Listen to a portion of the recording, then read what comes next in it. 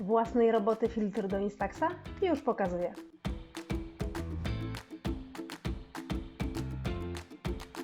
Filtry są przeznaczone do aparatów analogowych i robicie je na własne ryzyko.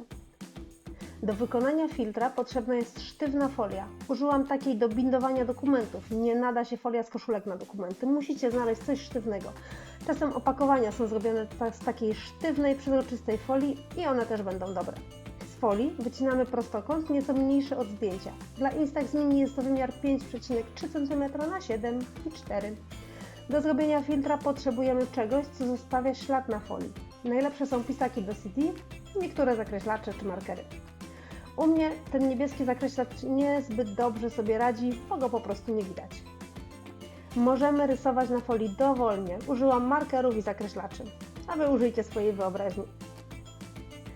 Kolejna ważna rzecz. Trzeba pamiętać, jak powstaje zdjęcie, jak są umieszczone zdjęcia we wkładzie względem obiektywu.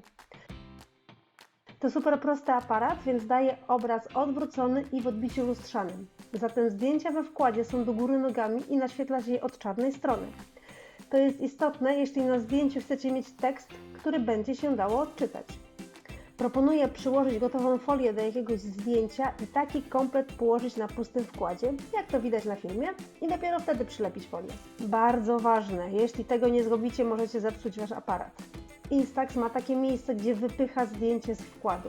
Odpowiada za to metalowa część, a we wkładzie jest prześwit.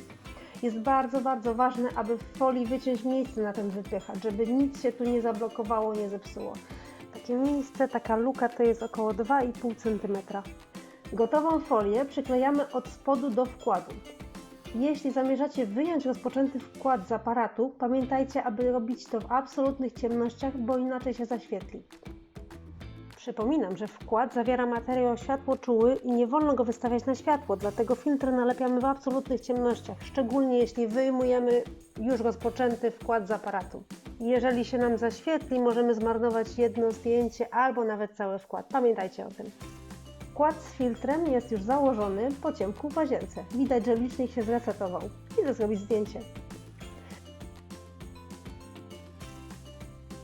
Pogoda dziś nie sprzyja fotografii architektury, jest pochmurowo, więc kolory są sprane, natomiast filtr radzi sobie świetnie, a grzybki są dobrze widoczne.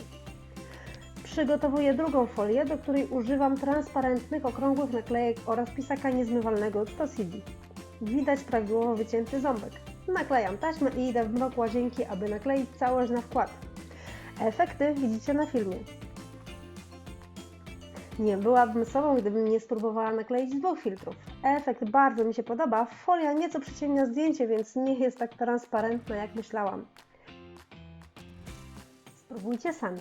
A jeśli macie jakiekolwiek pytania o filtry bądź o Instaxy, piszcie w komentarzu. Odpowiem tak szybko, jak to możliwe. Subskrybujcie po więcej takich treści. Cześć!